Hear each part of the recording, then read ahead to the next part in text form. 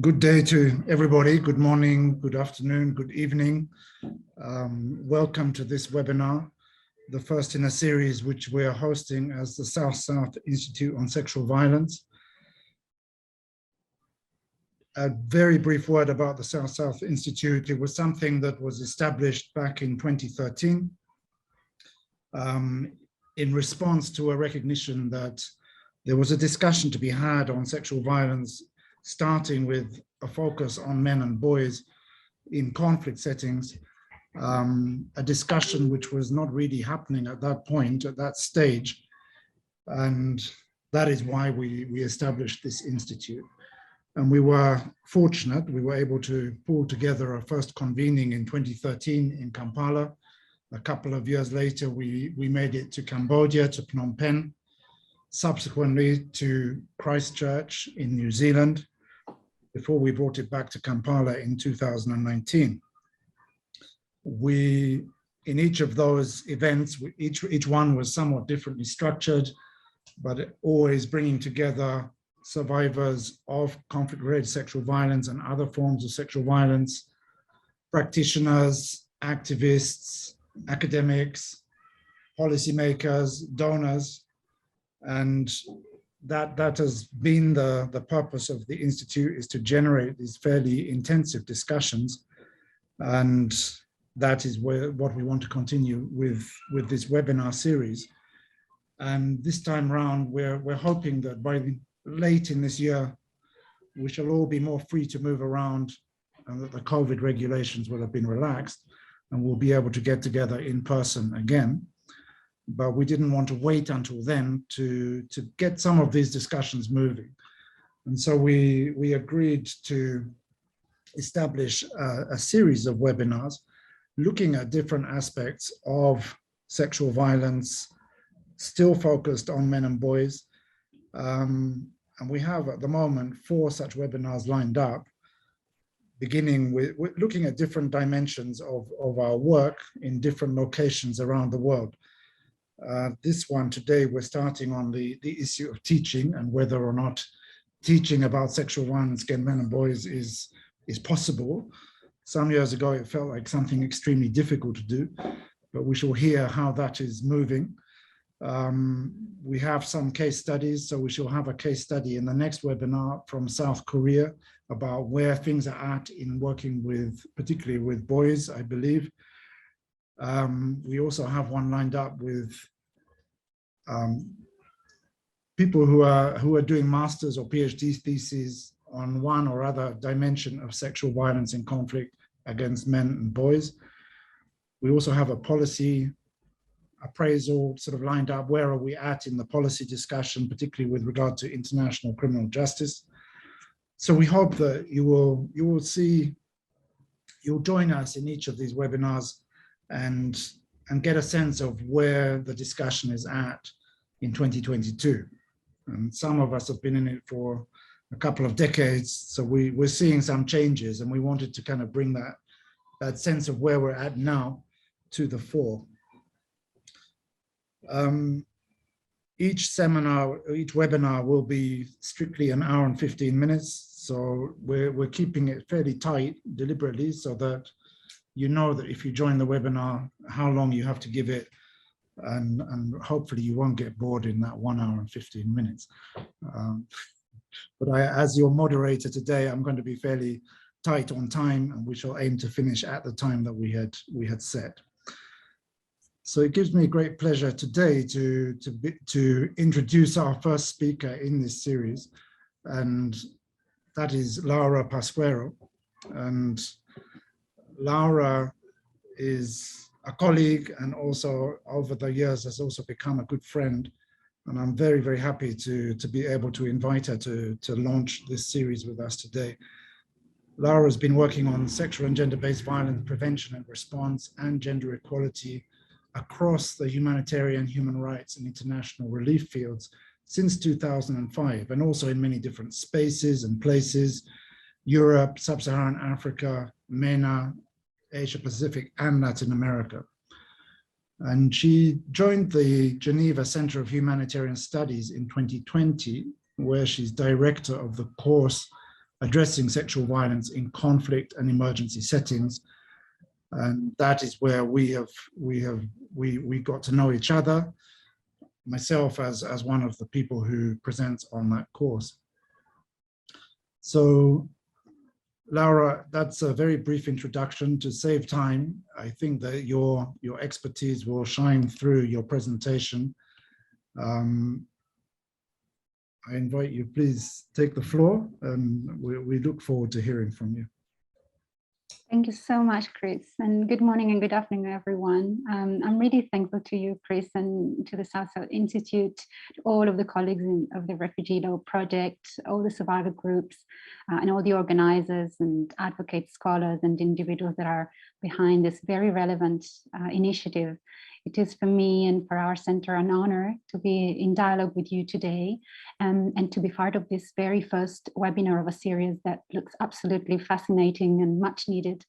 If I could ask kindly for my presentation to be shared on the screen, Gilbert.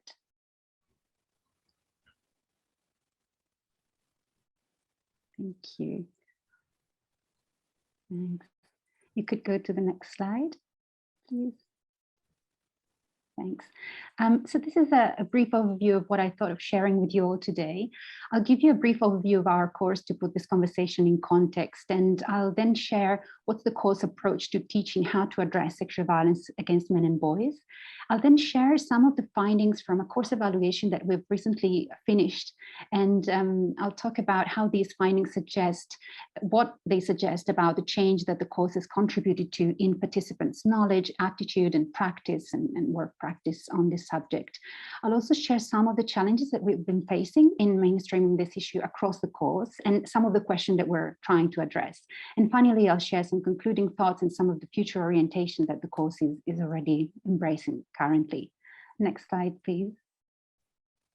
So here's an overview of the course. Our executive short course is called Addressing Sexual Violence in Conflict and Emergency Setting. It's managed by the Geneva Center of Humanitarian Study, formerly known as SERA.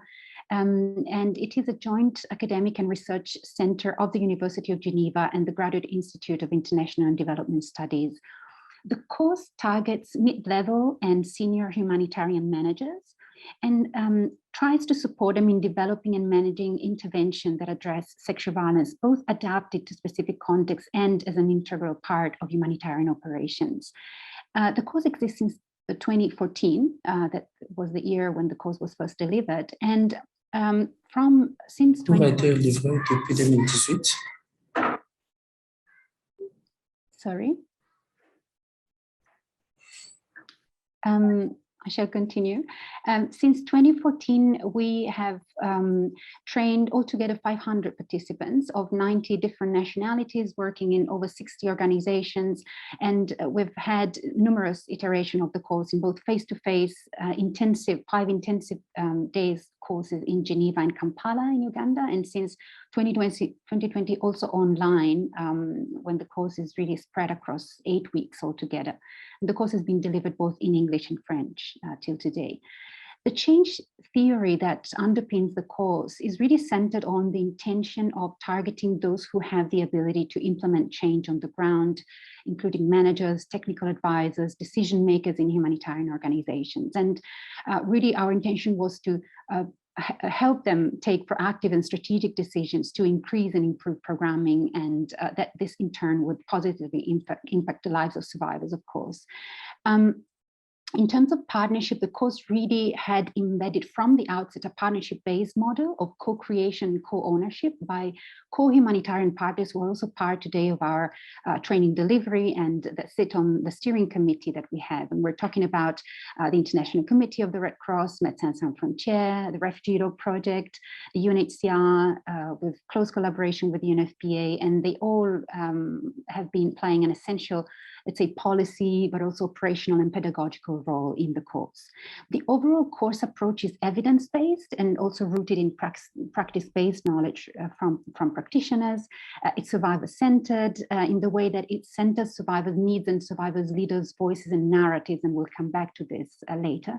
And finally, it's also conceived to enable ongoing self-reflection by participants whose knowledge is also facilitated and is a core part of the course. Next slide, please. So how was the topic of sexual violence against men and boys approached within the course? It was, first of all, introduced as a specific thematic focus and module that was designed and delivered by the Refugee Law Project and by Chris, a co-partner of the course, of course. And there's no need, of course, for me to highlight the key pioneering role of the Refugee Law Project in this field. And the focus has really focused on challenging, destabilizing, let's say, commonly held assumptions on sexual violence against men and boys. It also looked at what evidence tells us, including research conducted by the Refugee Law Project in partnership with male survivors, and focused also on how can humanitarian really take on a leading role in building safe spaces that enable disclosures by male survivors and that respond to male survivor specific needs. But in parallel, the intention for us was also to integrate the focus on male survivor across the course. And this was done in two ways. First of all, it was the module focused on male survivors was included early on in the curriculum to ensure that participants incorporated a gender inclusive and competent lens in understanding sexual violence. And it was also ensured that male survivors, and including survivors with diverse sexual orientation and gender identity and gender expressions, are mentioned or referred to and discussed in other modules and thematic areas. For example, I'm thinking of the module on core concepts and survivor-centered approach that we have, or the module on data collection or medical responses, or the module on access to justice, although further efforts are needed on this, and we'll see that later. A core feature and almost an increasingly hallmark, I can say, of the module and our approach is really around male survivors' voices and expertise that we're trying to increasingly center in the course and altogether. And Eme Moninga, who I hope will join us, and look forward to hearing from him in a moment, and the Men of Hope Survivor Network have been an integral part to this module. Their world-renowned expertise and the work that I've been doing, including in training others, has really been so key and precious to the course and to our participants. So Eme has been our expert speaker since last year, facilitating the module with Chris on the online version of the course. But male survivors have been playing since 2016, actually, a key role as panelists or speakers, particularly in the course that takes place in Uganda, where the learning is certainly more rooted in local realities and expertise. The course also features tools and materials developed with and by survivors. We'll know how effective and beautiful our Refugee Law Project video that I invited to discover if you haven't yet. And these tools really provide participants with a lot of first-hand learning from survivors' experiences. And we also provide participants with a list of researches and tools developed by other organizations, such as the All Survivors Project, Women Refugee Commission, and also scholars that have survivor-centered approach to research on this issue in humanitarian settings. Next slide, please. So as a result of this approach, how I see this topic within the course is really at the intersection of three spaces, if we can call them that, that really define our course altogether: the humanitarian practice, the research and evidence generation and uptake, and then survivor spaces and voices. And these three spaces and the voices and the expertise that, let's say, are part of them, that populate them, are really in a dynamic dialogue and compenetration, if we can say. And it's really this compenetration that participants engage with from the start of the course and that have been so far really appreciative of. And I'd like to highlight the importance again of the role, that the multidimensional role that the Refugee Law Project in partnership with survivors has had in these three areas, and that has really been precious. And as you can see, I put also these three spaces in the context of a safe learning space that it's needless to say is key to approaching the area of sexual violence against men and boys, as well as sexual violence in general, and it's really key to the whole course. A safe space where participants learn with respect and non-judgment towards other participants' opinion, where confidentiality is respected all the time, where participants support each other with empathy, and then where self-care and attention is given to self-awareness, not underestimating the impact that studying and reading and listening about sexual violence can have on all of us. Next slide, please. Thanks. I wanted to just very briefly present some of the findings coming from a course evaluation that we are looking forward to sharing the findings publicly shortly. It was led by Dr. Lucy Hoville during the past 3 to 4 months. The evaluation, just a couple of words on the methodology before I share some of the key findings. The evaluation is focused on the 8 years that the course has been operating. It included a review of course material in previous course and module-specific evaluation. And the primary data was collected through a mixed method approach. An online survey was sent to all previous participants, and we got 76 responses back. And a total of 19 key informant interviews were conducted with teachers, steering committee members, stakeholders, survivor leaders, facilitators, former participants. And I'd like to flag that the evaluation was intentionally established to be survivor-centered throughout, which means that not only survivor facilitators were involved as key informant, but we try to give relevance and precedence to survivor-centered and survivor-informed aspects of the course. And also we try to view throughout survivors' expertise and lived experiences not only valuable, but also at the heart of the course and its ultimate objectives. So on the next slide, we can start seeing some of the key findings when it comes to knowledge acquisition on this issue. The way in which participants received and engaged with the issue of sexual violence against men and boys varied widely according to a number of factors, but what was quite evident was that a significant number of participants talked of the thematic focus on this topic as being an eye-opener. And many of them used these very words. And what participants found eye-opening was, first of all, the evidence of the scale and the extent of sexual violence against men and boys that has been documented in conflict settings particularly. And they also found surprising and new learning about the signs, both clinical and behavioral, that can be identified in men who suffered from sexual violence. Participants also found new to learn what inclusive responses look like and how can disclosure could be facilitated in male survivors and facilitated, and their access to services could be facilitating.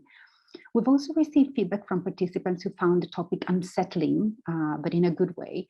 And what was perceived as positively powerful, let's say, was to, first of all, engage with survivor experts, survivor groups, survivor leaders and advocates, listening to them, discussing with them, which many participants had never done before.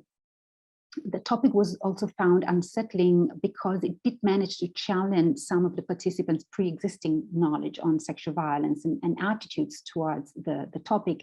And I found the reflection by some participants very genuine, as you can see in the quote I included on the slide by a male participant who really reflected on their own genderhood, if we can say. And I found this type of reflection from participants particularly interesting in how they're being exposed to this new knowledge, let's say. It really destabilized some deep-seated assumptions around who is vulnerable to sexual violence and help them gradually reframe vulnerability and pay more attention to the topic in less stereotypical manners, if we can say so. On the next slide, I included some reflections around attitudes change toward the issue that were observed as part of the evaluation.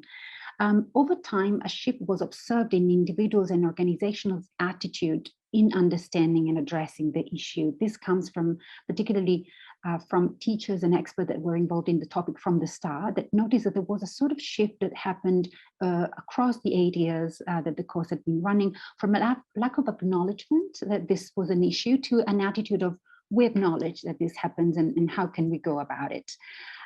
This is found in connection with a corresponding increase in the awareness about the need to review an approach of one size fits all to an understanding of whom any existing service is designed for, and what groups and what individual survivors need to have specific entry doors or specific responses in place. So the reflection around barriers to accessing healthcare, psychosocial support for male survivors, for example, and other populations really became part of the course, and including in the specific module on male survivors. And the course also gave some participants language. I found this very interesting. And this is common finding about the course in general, not only about this topic. So a number of participants mentioned that they finally, thanks to their participation in the course, found themselves more comfortable in discussing this issue with their team. And this is particularly important if we think of the role that managers have and their ability to discuss the issue with their team, with their decision makers in their organization, with the community. This is particularly important. On the next slide, next slide, yes. On practice, we try to understand how this stronger knowledge and more open attitude translated into work practice. And the evaluation findings gave us some suggestions showing that at least some participants started to pay a better attention to male survivors in their programming. And this means concretely, first of all, to create specific entry points and referral system for male survivors and also child survivors, including boys, ensuring that awareness raising material and messaging were inclusive of male survivors and didn't depict men only as perpetrators of this crime, and also ensuring that capacity building efforts for their team or their local partners included this aspect. And this really shows how important the course also plays in inspiring participants to also bring this knowledge further. So the evaluation, in a way, does suggest a strong correlation between learning attitude change and then a work practice. And on the next slide, I try to highlight some of the potential impacts that we could see. The next slide, please. Don't know if it's appearing yet. Yes, thank you. Of course, it is difficult to have conclusive findings from the course in this sense, understanding how the cons really contribute to the impact on the ground. As we know, training is only one of the elements contributing to change, but findings of the evaluation seem to suggest that as a result of the change in practice and action by participants, some participants observed an increase in the access to services by male survivors, noticing how certain facilities, for example, and programs started receiving more male survivors and more disclosures by male survivors. Something that was highlighted also is increased capacity in provider teams and institutions, which really speak about the ability by many of our participants to transfer and share knowledge once more. And finally, the introduction of this topic and the training of a critical mass of participants in some organizations, let's say, really amplify this issue in organizations' agendas and approach to responses. So it is possible that the course created or contributed to create an impetus by training a significant number of individuals within organizations who are in management positions and that had been influential in bringing about changes within their own organizations. Of course, these are findings that will need to be further triangulated and deepened. Therefore, I put a question mark under the word impact, but it would be certainly interesting to deepen these findings. On the next slide, I flag some of the questions and challenges that we've been reflecting upon. First of all, what are some of the barriers to fully and adequately mainstream sexual violence against men and boys in the course? Because while the topic is brought up, as I mentioned, in all the modules, we could certainly do more to embed it more and better in each thematic module. We sometimes wonder if the evidence and guidance gap that still persists in this area might be a limitation in this sense, and whether and what specific expertise we may need. We'll also be discussing with Chris and the steering committee on how to really embed a better and intersectional approach to addressing sexual violence against men and boys and throughout the course, really, because we do acknowledge the diversity, of course, of the men and boys group, and that male survivors' voices and networks also exist in different world regions. But how can we meaningfully dive into the complexity and adequately addressing the needs and the realities of survivors from different groups and subgroups within each consistency, let's say, this we really still need to better develop and understand. One aspect that we would also like to better explore is looking at the intersections between sexual violence against men and boys and sexual violence against other populations, and really to better try and understand how intersectional responses can work, what they look like, what specialist services for each and every population look like as well. Looking beyond the narrow limits of the course itself, we've been also discussing about the importance of looking at the concept of a learning continuum and around this topic and other topics. And so we've really thought about creating a community of reflection, community of practice with previous participants, but also with teachers, with allies, including going beyond the course itself. This is something that has been consistently raised and flagged by participants who want to keep engaging with partners and colleagues after the course ends. And for many of them, the course really is a start in engaging in this issue, including on sexual violence against men and boys. And we know that this is a topic that is still emerging to a certain extent when it comes to specialized responses. To being in touch with experts and partners is for many participants important. We've also been trying to think of ways that would make the learning experience in the course more experiential, more practical. As I mentioned, the Uganda-based course has really been more participative and driven by a direct experience of the work that the Refugee Law Project and survivor groups do there. But the experiential side altogether could certainly be developed much further, and I look forward to hearing suggestions and opinions on this.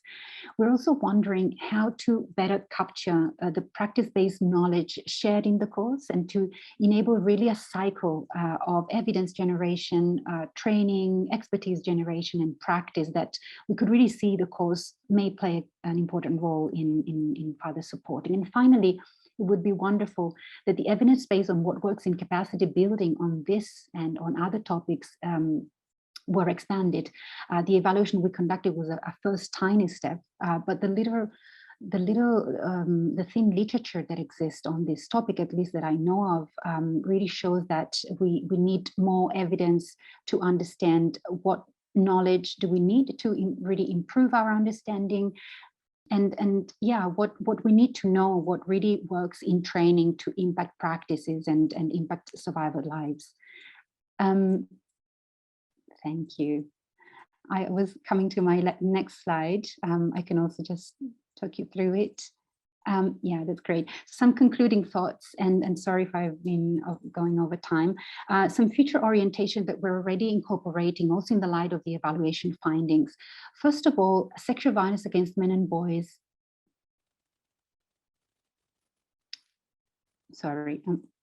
Sexual violence against women will certainly remain an integral part to the course, and we'll try to expand some of the sub-themes and thematic sub or intersecting focuses, such as addressing needs of LGBTIQ plus people and survivors, or child survivors, including boys, or survivors, including male survivors, in specific settings, such as detention settings, or in the context of recruitment in armed groups and armed forces.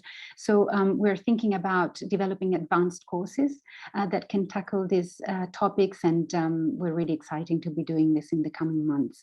The expertise of survivor leaders and groups will certainly continue remaining central. It cannot be otherwise, and we will continue expanding that as well in trying to better be in dialogue and in partnership with survivor groups, understanding what they find meaningful to develop also through the course, and the localization that we're also trying to develop starting from this very year to various world areas will give us the chance to come more in deep dialogue and partnership with survivor groups, with local actors that really center their expertise more deeply in the course in all aspects of it. And finally, we'll continue investing in shaping the community of practice that I was mentioning before, with previous participants, with alumni, connecting with other experts, including external experts, because this is something that will give meaning to a collective experience that learning is. So I'll stop here for now. I'm so sorry for taking too much time, and I look forward to hearing from other panelists and discussing further. Thanks a lot. Thank you so much, Laura. I hope everyone feels as inspired as I do. For me, when I first started teaching on this course, I really didn't know where to begin because I hadn't taught it, and I also couldn't find any kind of guidance on where to begin. And I can say that the finding which really resonates for me amongst the many, but the central one is that back in 2013, 14, people would sort of look at me as like, why is this guy even talking to us about this issue? And 4 or 5 years later, it was much more, we know there's an issue, we just don't know how to get started. So how do we find these people, and then what are we supposed to do? So it has really been a major shift. And I think the course, I hope people will be interested, those who are interested will read the evaluation report, because it will give you a picture of how, in more depth, of how it has developed. And some sense of why this aspect has been important. And also, I hope it encourages people that, something which seems initially quite almost impossible to teach about has become much more teachable, for many different reasons, and that we can carry that insight into other areas of sexual violence that are still very much shrouded in silence, in a lack of evidence, in a lack of training, and so on. So thank you again, Laura. I'm going to move swiftly on because time is running quite fast. We have a very interesting set of panelists this afternoon, or for us here in Kampala, it's afternoon. In fact, our first panelist, I'm going to introduce them as they speak, so one by one, but our first panelist is Jarrett Davis, and he's in the early morning. I think he just woke up 5 minutes ago. I think maybe you saw him stretching a few minutes ago. Jarrett is an independent social researcher. Much of his work has been in Southeast Asia for the last 12 years or so, and pretty much all of it focused in one way or another on related questions around men and boys, sexual exploitation and abuse.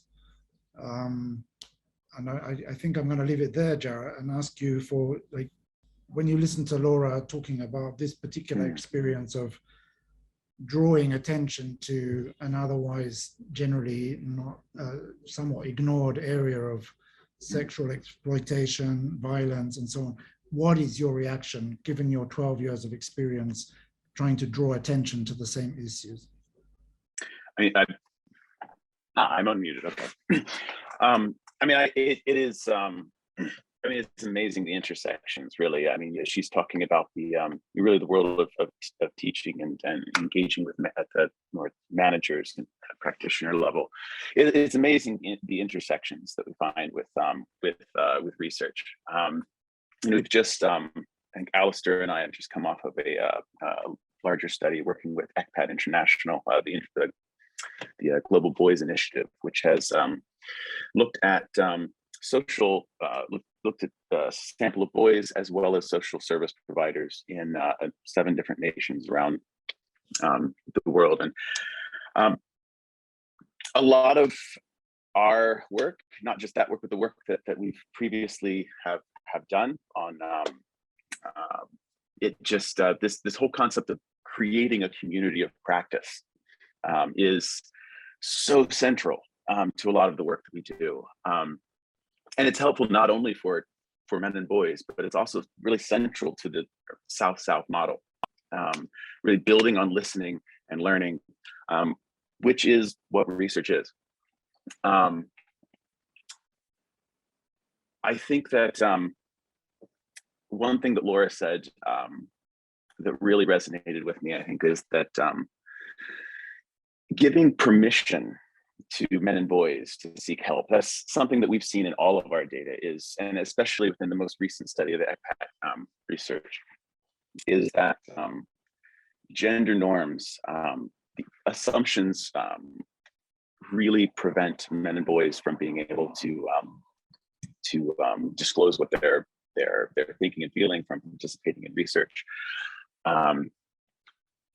And we found that working closely with partners, really developing research, developing questions, developing methodologies with survivors, developing has been one of the most, I think, helpful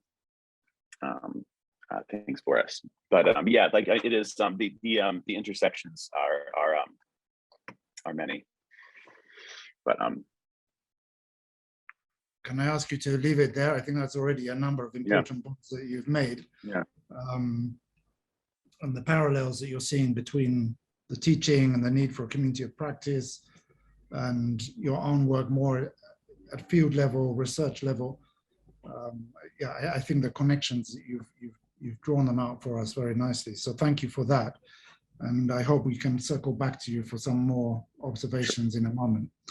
I want to move on now to get some input from Onen David Onwech, who is a program manager, gender and sexuality at the Refugee Law Project, with many, many years of experience now working with survivors across the whole spectrum, male, female, sexual and gender diversity, and not just working with survivors, but then also bringing that experience into our trainings with duty bearers, and a somewhat different constituency of learners, if you like.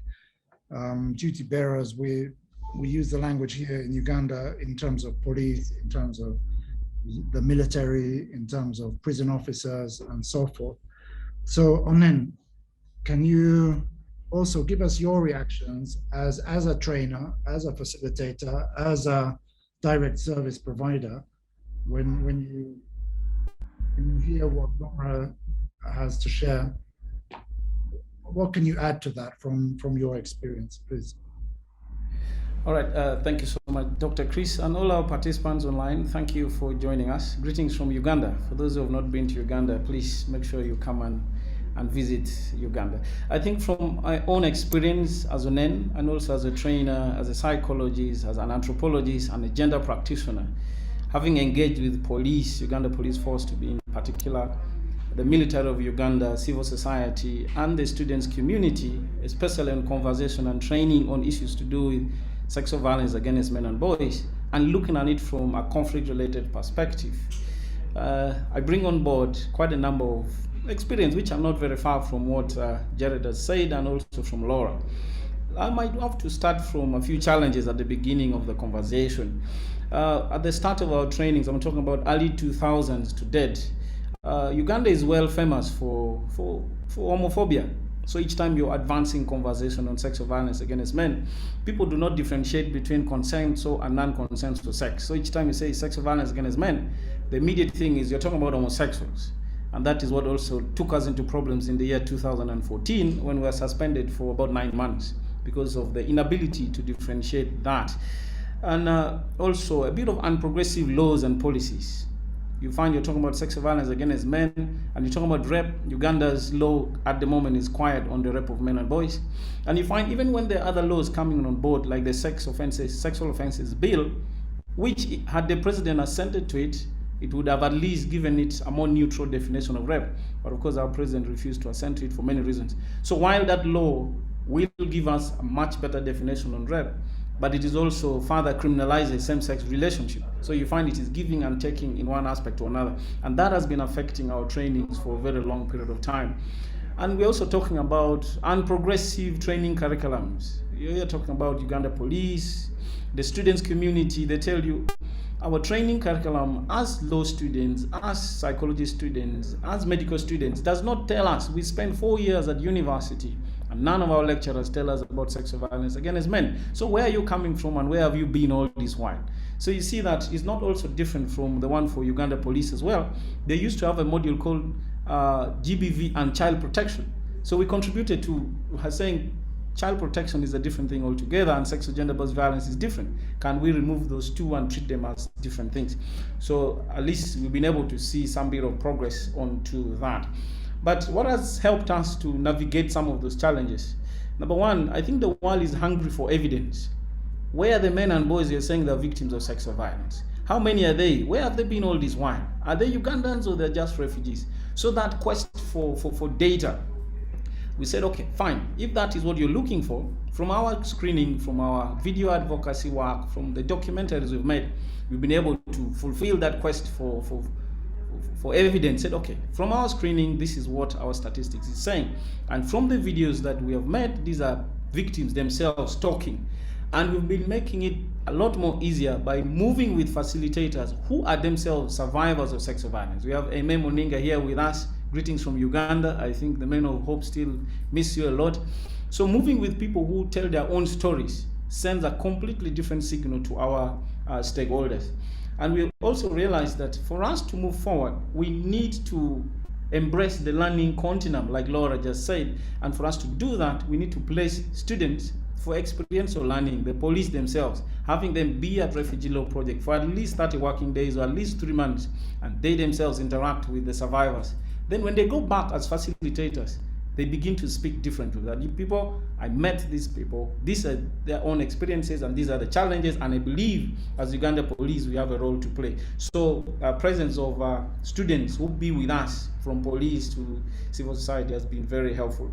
And we've been able to accompany that with a lot of public lectures, media engagements, and targeted advocacy, even from the sexual violence groups as well, who go to communities and raise awareness. So when we reach those stakeholders, they begin to have a much different reception towards the issues we're talking about.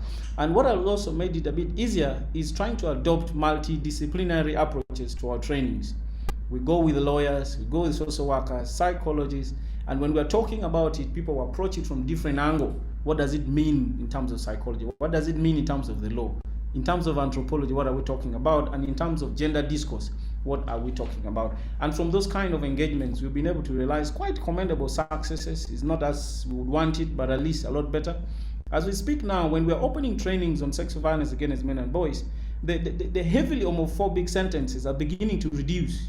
It's not as it was, where a meeting would spend the first 1 hour, you're talking about homophobia and LGBTI issues. At least we are seeing a bit of reduction because people are able to a great extent differentiate between consensual and non-consensual sex. And also looking at the amendments of the police training curriculum. I think that is a bit of success that the Moningas and the team have been able to contribute to, that for us to move forward, we need to systematize our successes so that our training curriculum matches the contemporary needs and the contemporary issues we're talking about. So to find the leadership of Uganda Police Force, for example, accept to integrate issues of sexual violence against men, issues of sexual violence against sexual and gender non-conforming persons into the national training curriculum, to us that is success. That does not come very easy. It has taken us a long time, but we appreciate that from a number of efforts we've been able to realize this.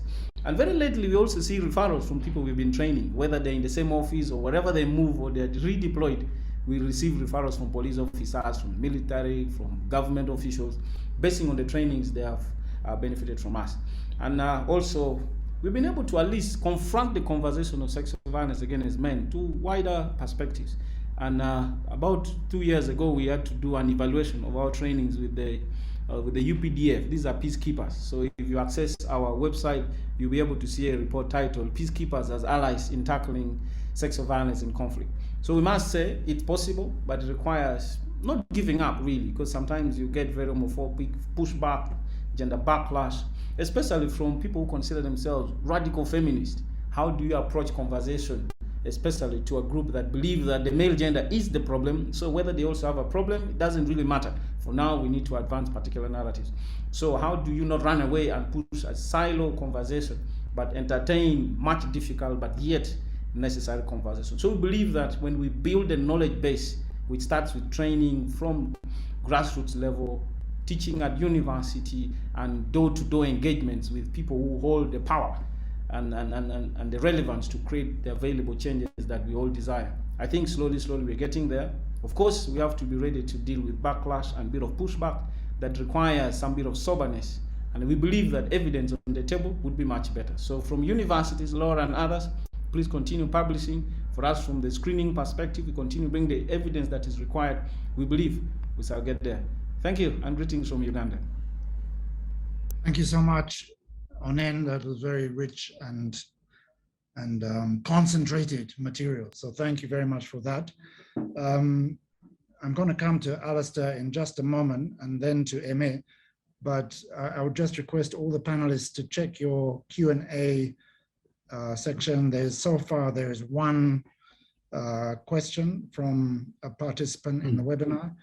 I would encourage others, if you have questions or comments, we would love them if you can type them into the Q&A. Because of the short time of this webinar, we're not going to be unmuting people to ask questions or make observations. But if you could type them into the Q&A, we'll do our best to answer within the time that we have available. So moving swiftly onwards, I'd like to come now to Alastair Hilton. Alastair, together with Ken Clearwater, who's one of the people amongst the participants today, but will be a a presenter in a later session. Alastair, Ken, and myself had a discussion in 2012 in New York, which really kind of gave rise to the whole South-South idea, South-South Institute idea. But quite aside from being one of those founder members, Alastair has a long background in social work, established one of the first male survivor response kind of organizations in the UK, which is still unfortunately flourishing well, unfortunately in the sense that the need for it is still there, but it's still alive and well and very busy. And has spent more or less the last 15 years working with a whole range of service providers and survivors, male survivors, again, primarily in Southeast Asia, working on toolkits for working with men and boys, also doing research. He's worked a lot together with Jarrett in the last few years. So Alastair, I know from the first South-South Institute, you were particularly keen on how do we get service providers who are broadly should be working on this issue? How do we actually get them to pay attention to it and to get skilled up? So you've been thinking about these questions for a long time. You've heard from Laura, you've heard from our fellow panelists. It'd be great to just hear some brief comments from you on all of this. Thank you. Yes, as you know, Chris, I'm not known for my brevity, but I will try to be so. But you started the webinar by talking about learning and saying, is it possible to do that? And I think absolutely and overwhelmingly yes is my response to that. I think more than ever now, there's growing momentum. There is a real desire and appetite for learning, in my experience, in many of the different settings I've worked, and an appetite for knowledge, information, and research. So it presents, I think, a great opportunity. So thanks, Laura, for talking about listening to your presentation was really interesting. And part of talked about this, and I was active, to be hidden, not talked about, which is really unfortunate because we knew that there were many survivors needed help, but there was the support wasn't there. But a couple of things that resonated with me from Laura's presentation was when you were talking earlier about attitude and finding the language, Laura, I think, and that very much resonates with my experience. A lot of practitioners were saying, well, we've never had this opportunity before. How do we begin to talk about it to each other? How do we begin to talk about it with boys, with parents, with men, with community members? So people just didn't have the language at times, and therefore the confidence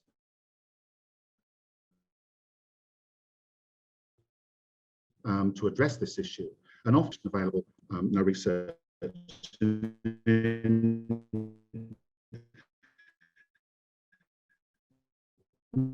Many settings today in Europe and Asia, beginning of this journey. So there is huge potential. However, when we do start to talk, it does transform people's lives. I'm speaking from practitioners initially, and the feedback from learning and training that we've done and preparing people for research is just how important it is, how empowering it is to be able to look at sexual violence and abuse and exploitation through a different lens that is inclusive of men and boys and people with diverse sexuality and identity that people have never had before.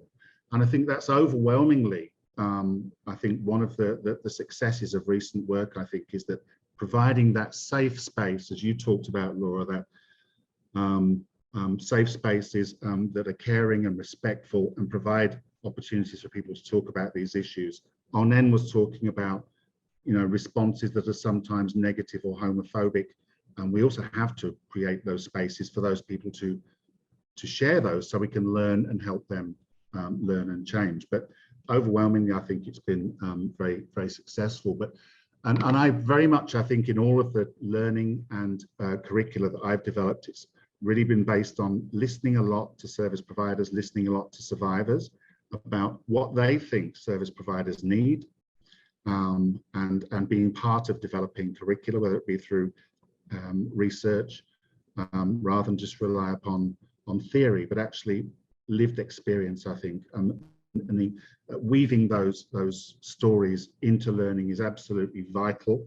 Laura commented on that, and the presenters, some of the presenters and stories were shared. I found that the most transformative part of the learning, when people hear the reality of people's lives, as opposed to the theory, when people can often argue about that, but actually listening to those real stories, those real lives. We've also used in training in the past some of the films that Refugee Law Project has made to actually say, well, this is a real thing. This actually happens, and it is transformational. But I think ultimately, and I'm going to finish in a moment, is that whatever we are doing, and one of the most useful things for us, and looking through that, if you like, a gender lens or a gender prism, was to then apply that to look at risk and vulnerability, being inclusive, and how does gender make men and boys more vulnerable? How do our perceptions as service providers make men and boys more vulnerable? How do we fail to connect with them and increase that vulnerability? What is it like? How does sexual violence, what is sexual violence and abuse and exploitation? What is it? How does it happen? Who are the perpetrators? Through those lived experiences, through the eyes of survivors, men and boys, is absolutely vital, because people have never had that opportunity. They want it, and as I say, there's a huge desire. But also, again, some of the most successful learnings that we've developed and tools that we've developed is actually asking survivors and working with survivors and helping them express what it is they need from service providers directly, whether it be, that can just be the way they greet you when they walk through the door. It could be about the visibility and accessibility of services, and the fact that a lot of men call for help in a crisis, for example. So why don't we design services where they can get responses immediately rather than be put on a waiting list, which is not really helpful or useful at all. So ultimately, I think that seeing all of our work and training and development through that prism opens up a whole new world of which survivors can benefit, hopefully, services and service providers can benefit. And finally, Laura did mention the importance of safe spaces for learning, but also self-care. And I think that is an absolutely vital part of the learning that we need to develop and make available, whether they're researchers or service providers, people working in communities with children and men, and in fact, all victims and survivors of sexual violence, because often it's left out, and many service providers often feel isolated themselves, particularly in work with men, and therefore become more isolated, and they don't always have confidence or the skills until we can help them see that for themselves. So I'll end there. Thank you very much, Al, and that was very concise for you. So congratulations on. I can do it. Thank you. Can do it. Well, that it was very, very important, and I think particularly the whole question of the vulnerability word, and whether, I mean, people say, well, sexual violence can't happen to men, but actually it's even more basic than that. There's so much gender socialization that teaches people that men cannot be associated with vulnerability. Yeah. So you actually have to work away at that question before you can even get to the discussion about sexual violence. Yes. So I think that one's very critical, as were your other remarks. I'm going to move on very swiftly now to our last panelist, Eme Moninga, who's joining us from the United States of America today. And Eme was the president of Men of Hope, which is like one of the, I would say, a leading survivor support group of male survivors here in Kampala. He was president for many years, from 2015 through to 2021, and actually won the European Human Rights Defender Award here in Uganda a couple of years back, which I think was probably the first time that has ever happened anywhere in the world on this particular topic. But importantly for today's discussion, Eme has been involved as a survivor expert in a whole range of different teaching scenarios, ranging from convening meetings with local authorities to explain to them in refugee hosting areas what is a male survivor, who is a male survivor, and why do they as local authorities need to take the matter seriously. He's also been involved in refugee law project trainings with duty bearers alongside Onen and other colleagues. So he's had to kind of look at people in uniform that look very like perpetrators and talk about his own experiences as a survivor. And latterly, he's also joined the course that Laura has been talking about as a survivor expert. And unfortunately, so far only online, but hopefully that will also shift to face-to-face sessions in future. So Eme, with that, by way of introduction, can you just give us in a few minutes your thoughts on this teaching question? Like, how do we teach about this challenging topic, and what has your experience been, and does what Laura has been talking about, does it resonate for you, or are there other things we need to be thinking about as well? So over to you, Eme.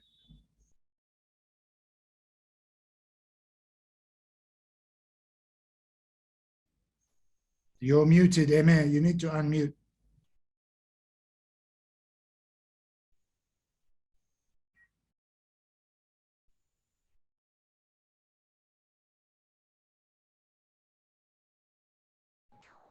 Is it okay now? Yep. Okay. Thank you. Okay, I'm very happy to see all of you. Alastair, Laura, Onen, Dr. Chris. I'm very happy. I think Alastair, we met in 2013 Colping Hotel for the first South Institute, I think so, with the Dr. Ken, and you gave us some clothes. Yeah, I think I remember. When I see you, I'm very happy. Thank you to continue for the work. And so what I can say, because of time, I'm very grateful for now, and it's not very far from what Onen said. You know, when I decided to engage in this particular topic and work for male survivors, it was because of the way our culture, the way our government and our community was looking male survivors, and the way they were considering male survivors. So it was a danger for a male survivors with those kind of consideration. So I decided to break the silence and to have more courage, so we can tell people, like Dr. Chris said, what is a male survivor, who is a male survivor, why we are doing this kind of training, and to look at how to involve in this I call it this disease, because the ignorance was in the, not only for the community but for even service providers. Some people work with service providers, with some medical personnel, with the lawyers, everyone. So it was very important for us to get that courage to go to tell them what is our challenges, what is our issues, so people can see how to help us, because it was very dangerous to stay in silence. So I think because of Dr. Christian Refugee Law Project, now in Uganda, even in the world, people can know and people can change their mind about male survivors, and people can see how to help them, because the way we start with the male survivors in the beginning, and if you see today, there is a big change, like Onen said, there is a big change. So people can understand who is a male survivors and how to deal with them. I know it's not yet where we need the things to be, but I think, like Onen said, you continue to publish and we are continuing to talk. I think in the future, we are going to change everything and we are going to get what we are expecting from service providers and for also international law. Because since now we are not certified, we're still in trouble, we're still in the problem, but we cannot leave that fight. We continue to fight, we continue to push until we reach in the point. Because I know if you see the statistic according to the number of male survivors in the beginning, like I said with the Alastair in 2012 and today, you see we have now a big number of people because we changed, we went in the community, we tried to talk and we tried to break the silence, to show them the difference between an homosexual and a male survivors. So people can understand now slowly by slowly. So I know it's not what we are expecting to see, but together with our effort, we can reach to help those people because many still in the silence. I know one day I was in Dr. Chris in his office, we tried to do some statistic, but the number was in Men of Hope was very, very little, not even the middle. So that means we need to engage. That one, I cannot even refuse one day when they're calling me about this panel, things like this. So I will be there always fighting for male survivors.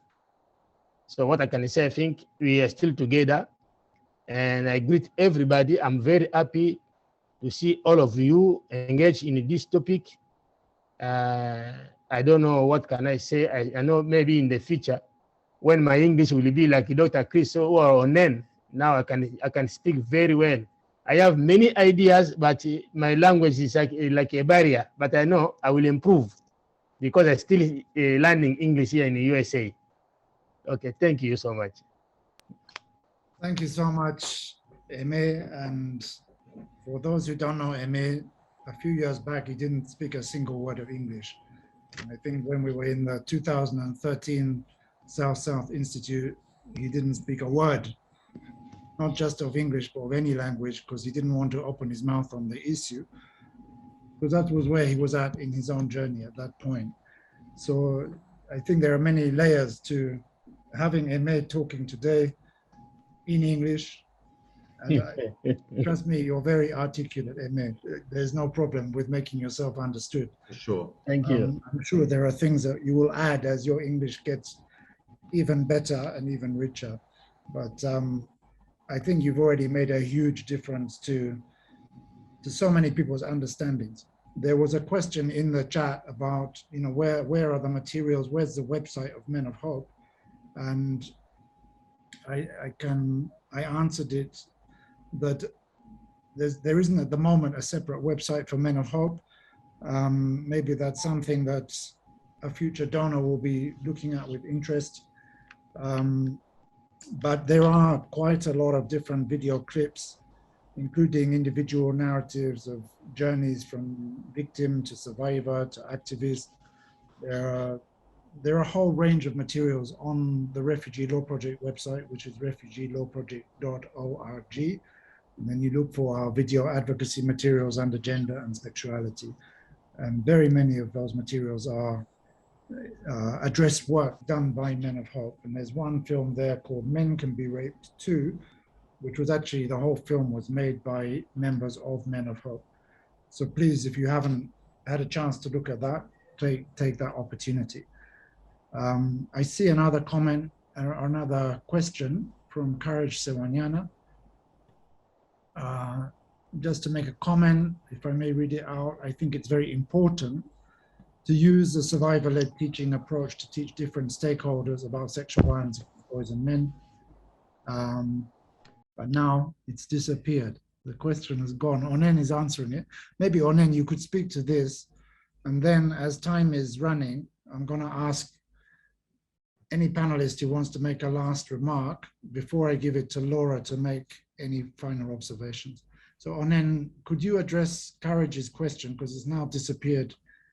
I know it's here under answered. Can you tell us what you said?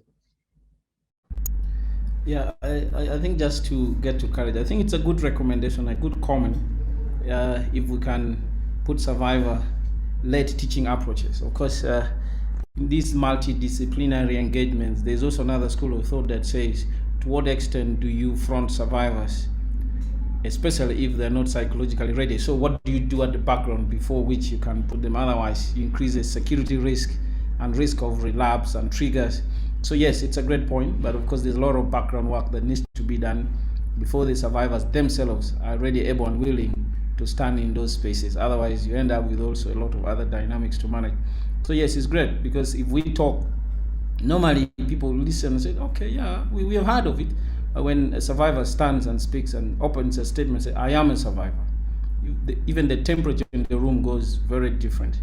So yes, we agree, and we'll do as much as we can through the mentorship. You must have seen, I put links to some of the reports in terms of how survivors move through different stages in their activism.